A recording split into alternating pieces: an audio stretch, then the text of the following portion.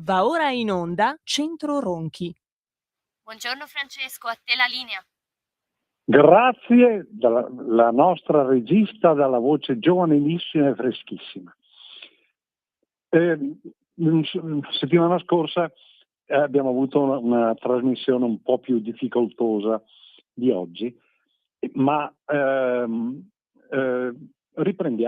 proseguiamo nel nostro argomentare. Come abbiamo visto, abbiamo ipotizzato, stiamo esaminando un periodo cruciale della storia, visto con occhi un po' distorti in precedenza dal mondo leghista e da questa stessa radio, parlo di 20-30 anni fa. Visto in modo diverso, ed è il periodo che va dal 1840 al 1870, nel quale sta la radice della spiegazione, o almeno della comprensione, anche dei fatti odierni, sempre in riguardo al concetto di democrazia e alla sua crisi attuale. L'Italia, abbiamo detto, affronta in quel periodo un fatto enorme che non accade, come non accade in tutti, anzi che non accade in tutta Europa, in tutto il mondo. L'Italia comprende sette staterelli, tra l'altro di diversa concezione politica. Il regno, un regno di Sardegna, un impero, l'impero austro-ungarico, che si compendia nel regno di Lombardo-Veneto, 3 ducati, il ducato di Parma e Piacenza, il ducato di Modena e Reggio Emilia, Reggio, il Granducato di Toscana, il regno paternalistico dei Borboni nelle 2 Sicilie e infine lo Stato teocratico della Chiesa. Stato teocratico in quanto a capo c'è un pontefice il quale lo governa in nome di una divinità, in nome di Dio. E quindi, allorché scoppiano i moti dello Stato della Chiesa teocratico, oggi un esempio di Stato teocratico è quello iraniano, però qui ci sono anche delle differenze che adesso andiamo a esplicitare. Cioè, lo Stato della Chiesa è teocratico, c'è questo rappresentante religioso, il Papa, il quale è il rappresentante di Cristo in terra, quindi lui è Cristo che governa la Chiesa, ma nello stesso tempo il suo personale, fra virgolette, i vescovi, non sono direttamente nel 1840 strettamente dipendenti da lui. Attraverso le norme allora in vigore, l'exequatur, i vescovi devono rispondere ai singoli principi, re o duchi che sono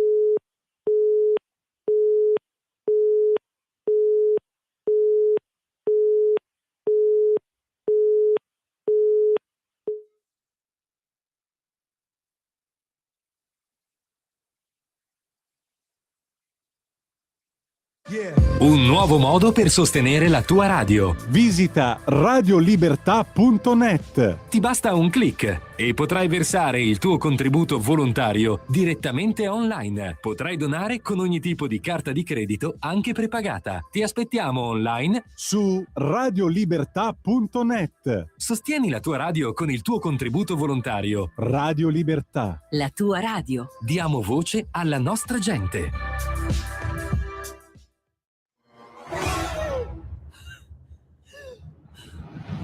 Pensa a respirare.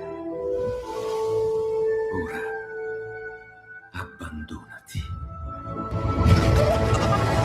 Che cosa vedi? Luce, oscurità, l'equilibrio. È tanto più grande. È stato un risveglio.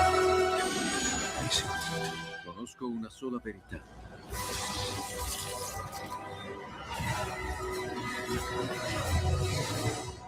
Movie Time ti fa entrare nel vivo del cinema, ti fa sentire come se fossi tu il protagonista del grande schermo.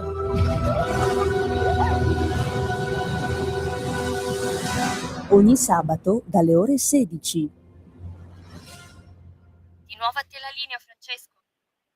Grazie, scusate, era caduta la linea e San Valentino quindi si è innamorata di qualcun altro.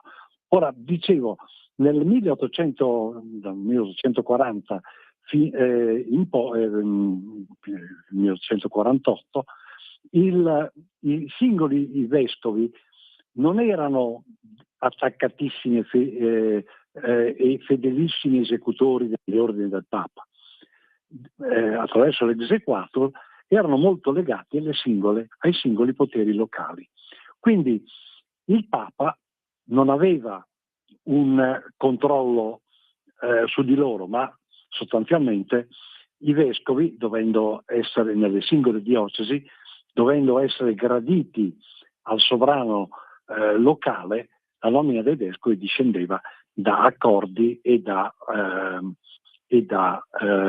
trattative. Ora, e da gradimenti soprattutto. Ora, in questo quadro si capisce per quale motivo agli inizi del suo pontificato, 1840 è l'anno in cui Papa Pio IX, il conte Mastai Ferretti, viene eletto al soglio pontificio. Viene eletto al soglio pontificio tra l'altro con una votazione cui partecipano soltanto italiani per evitare sommosse popolari. È un momento di crisi anche per l'elezione del Papa.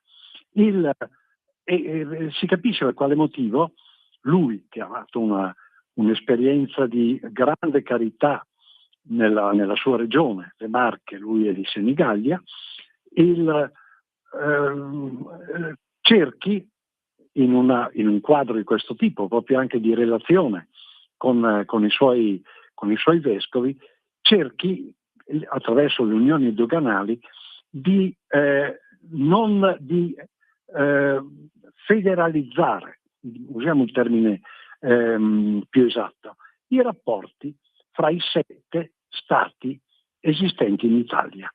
Cioè vede nel federalismo fra questi 7 stati, che rappresentano popolazioni molto dalla cultura e dalle usanze molto diverse fra loro, vede il metodo mediante il quale evitare lo scoppio della guerra.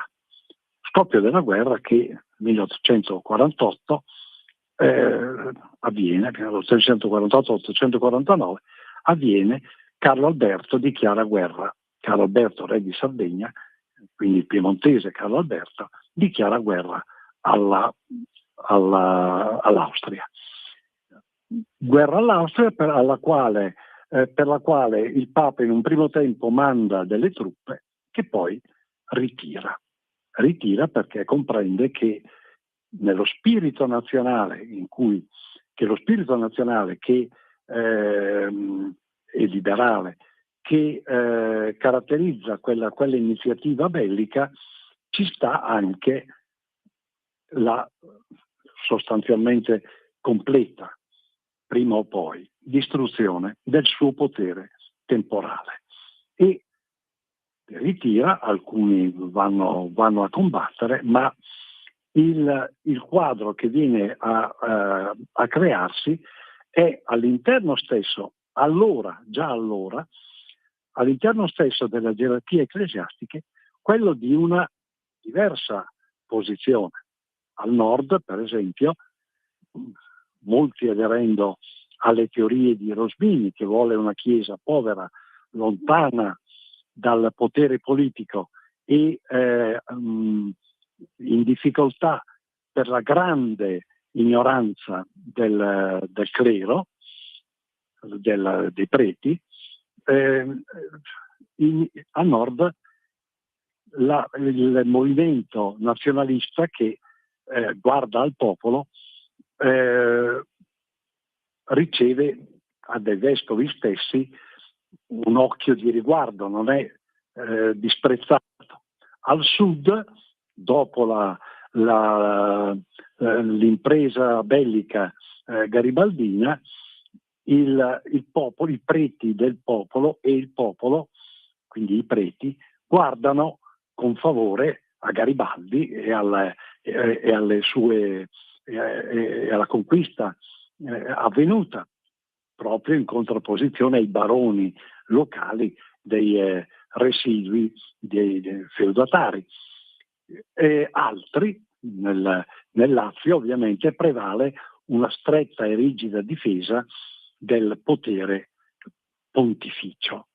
E quindi lui stesso, il Papa nominato nel 1844, Pio IX, ha questa difficoltà. È un sovrano assoluto in casa sua, nello Stato della Chiesa, ha i moti di ribellione in Emilia e Romagna, li ha a Perugia, dove interviene in modo pesantissimo nei confronti della popolazione che si è sollevata, ma non ha un totale potere di controllo sui vescovi che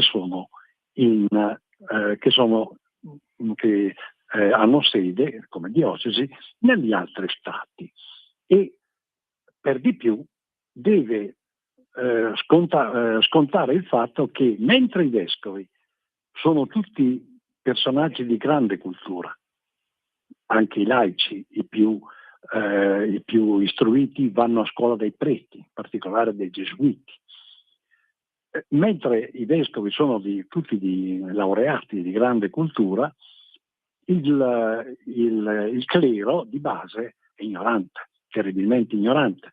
Ne fa fede il fatto che a un certo punto, per andare incontro alle esigenze delle comunità più disagiate nelle alti valle bergamasche, il vescovo Speranza nomina come preti dei sagrestani ignorantissimi, quali possono, vedovi o celibi, i quali possono dir messa e limitarsi a quello, perché se aprono bocca c'è da spaventarsi. Ora, in questo quadro il popolo italiano, 98% cattolico, quindi noi guardiamo, contrariamente a quanto è stato fatto, non al socialismo, non andiamo a vedere il risorgimento, come la sinistra vuole o vorrebbe, come un qualcosa di prodromico rispetto al sol dell'avvenire. Manco per il cavolo, il 98% è cattolico, e il grande fermento, il grande dramma, il primo grande dramma interno è del popolo cattolico, del popolo italiano che è cattolico, il quale si trova a doversi schierare o con il Papa, che prima della conquista di Roma dichiara addirittura la propria infallibilità in materia di fede, però voi capite, quando uno è infallibile in materia di fede non è che per il resto possa fare quello che vuole e farne di tutti i colori. Infallibile una volta, infallibile in tutto, quindi lui fa pesare il fatto di essere sostanzialmente infallibile. Lo dichiara infallibile il Concilio Vaticano I con una votazione dalla quale si sottraggono in buona parte, in larga parte, sia i vescovi tedeschi sia molti di quelli italiani, particolarmente del nord. Praticamente fa votare la sua infallibilità ai suoi adepti, a quelli che gli sono strettamente fedeli e che hanno interesse a difendere il suo potere temporale. Ora, quindi il popolo italiano, il popolo che è cattolico al 98%, si trova davanti al dramma di un potere politico, quindi di una società, potere politico che fa capo a un re, il nuovo re d'Italia, Vittorio Emanuele II, un potere politico che si distacca e si contrappone, tanto da essere scomunicato, a un potere religioso che a questo punto interroga il popolo stesso, perché non è un potere politico, non è un potere temporale, è un potere senza terra. Il Papa, garantito dalle leggi delle guarentigie, però che sono leggi unilaterali emanate dal Regno d'Italia, è in sé per sé un signore che è lì in Vaticano e che non è neanche proprietario della sedia sulla quale si sistema.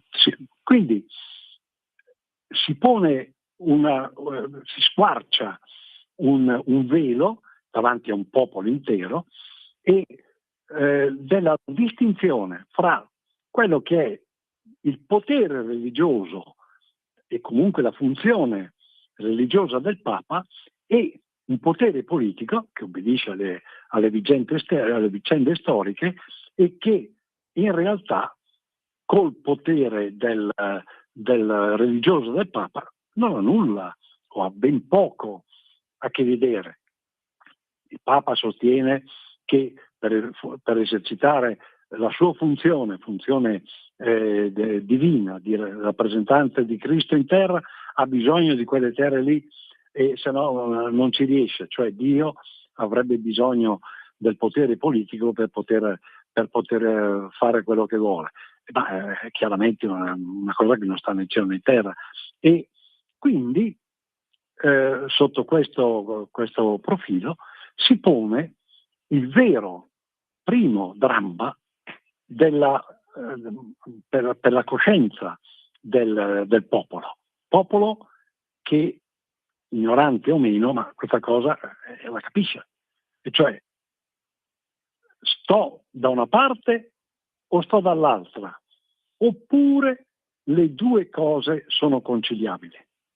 E guardate che non è, come racconta la sinistra, una questione di avanzata delle idee socialiste. Sì, l'ideologia socialista c'è, ma non è quello.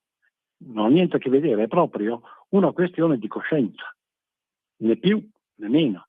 Del resto Mazzini, che viene ascritto alla sinistra, favorisce un partito religioso, perché ritiene che la religione sia un elemento formidabile di mantenimento del potere. Garibaldi addirittura si dichiara cattolico. Quindi tutte balle quelle che vengono propalate oggi. In realtà la questione è molto più semplice, molto più netta.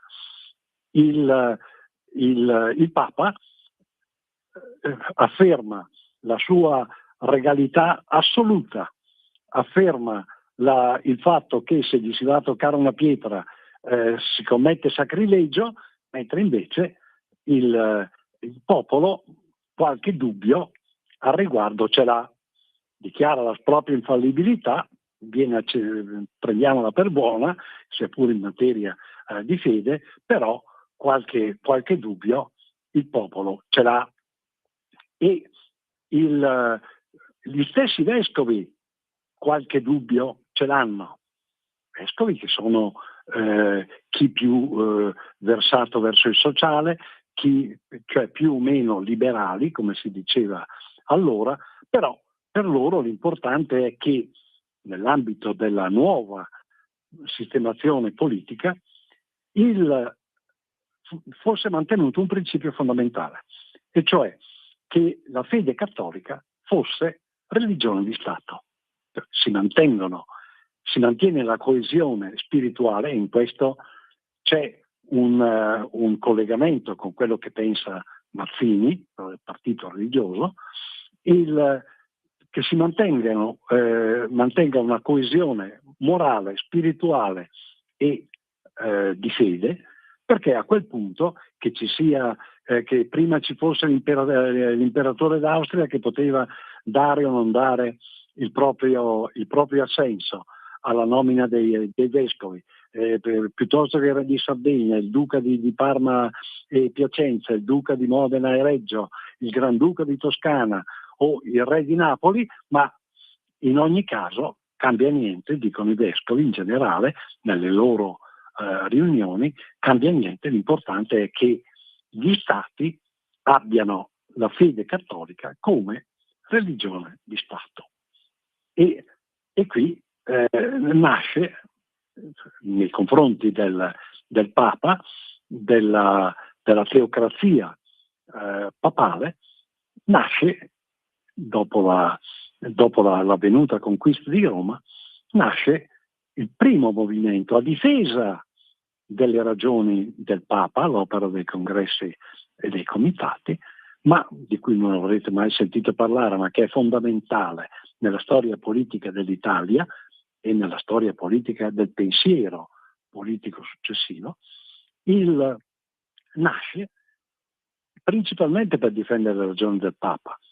In realtà immediatamente si realizza quello che vi sto dicendo, e cioè alcuni sono intransigenti e ritengono che effettivamente, senza avere dominio su determinati territori, il Papa non riesca ad essere il rappresentante di Cristo in terra. E un'altra parte fa il ragionamento che abbiamo fatto adesso, e dice no, è importante che venga mantenuta la fede cattolica a noi vescovi interessa, a noi cattolici, che venga mantenuta la fede cattolica sul territorio e non venga contrastata, sia la fede di tutti, poi ci sia chi ci sia, va bene, adesso c'è il Regno d'Italia, vediamo di entrare in collaborazione col Regno d'Italia.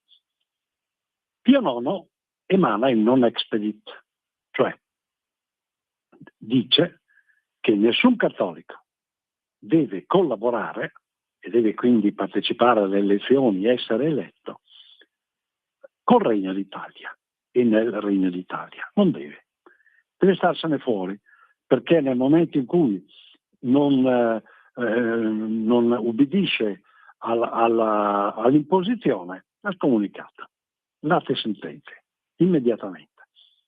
Ora, il mondo cattolico, che non è un mondo a parte, è il popolo italiano, sotto questo profilo si interroga. È importantissimo in quel tempo, come sempre, sono importantissimi il governo, il Parlamento del Regno d'Italia, regolato dallo Statuto Albertino e tutto il resto. Ma è chiaro che il vero nucleo, il vero centro dello sconvolgimento e del ragionamento diventa proprio l'opera dei congressi. Là dove in qualche modo si mette in discussione il non expedit dell'infallibile. L'infallibile Pio IX bisogna obbedirgli perché lui è infallibile, però tutto sommato si può anche discutere. Scusate, questa è un po' la posizione e il dibattito bellissimo che viene a crearsi. Di che cosa manca in quel momento la Chiesa cattolica? La Chiesa cattolica, Stato basata su un potere assoluto, quindi sul potere assoluto del Papa, questo sovrano assoluto, che tutto può e addirittura da ultimo si dichiara infallibile, non ha mai provveduto in quell'epoca a elaborare, sulla base delle scritture, delle sue tradizioni, dei suoi studi, del suo apporto culturale elevatissimo, ripeto, perché i vescovi erano tutti laureati, erano sostanzialmente i più colti che ci fossero sul territorio rispetto all'ignoranza dei loro preti, e si confrontavano con i loro allievi, perché gli intellettuali italiani erano tutti allievi di istituti religiosi. Ora, di che cosa manca Pio IX? Che cosa non ha a disposizione? Non ha a disposizione, perché mai provveduta in precedenza, di una dottrina sociale, cioè di uno strumento teorico che in qualche modo relazioni le scritture, i risultati delle scritture, la fede in Dio, la fede che viene praticata, e così come viene praticata, la colleghi a comportamenti pratici. Non c'è uno strumento di questo tipo, strumento che verso la fine del secolo, intanto cominciamo ad andare avanti, verso la fine del secolo appronterà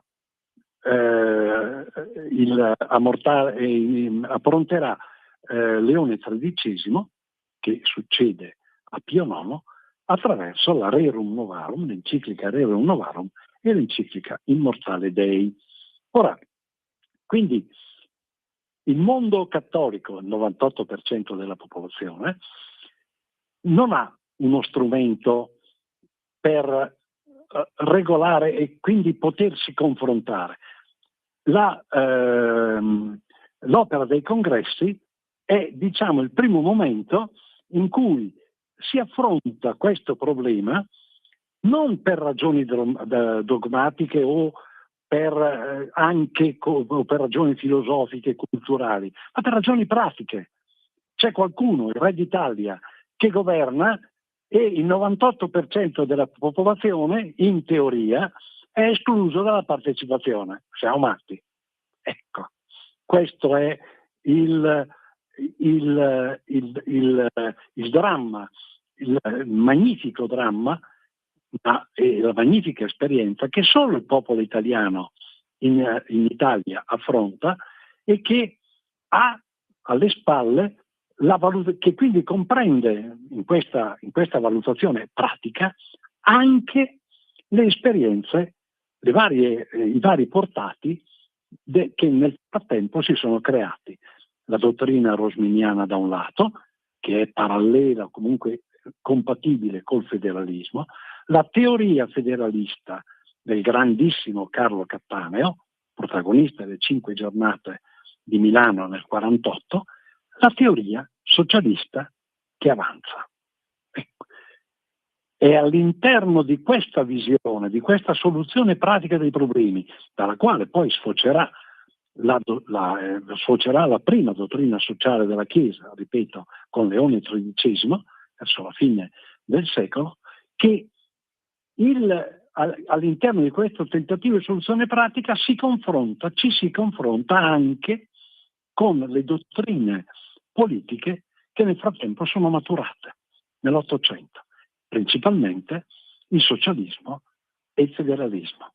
Il federalismo, che è dottrina politica ideologicamente neutra, e lo stesso Pio IX vi fa ricorso nel tentativo di non avere guerra; il socialismo, che invece nella sua sostanza vuole mettere la dea ragione, in realtà il partito, al potere assoluto, cioè a sostituire direttamente quello che ha fatto fino a quel momento il Papa, perché questo, e qui nasce la visione di politica totalitaria che verrà affrontata, dolorosamente affrontata, nel corso del secolo successivo, del Novecento. Vedo che il mio tempo è scaduto, mi scuso per l'interruzione, non so se sia dovuta a me o alla radio, penso alla radio perché il telefono funziona.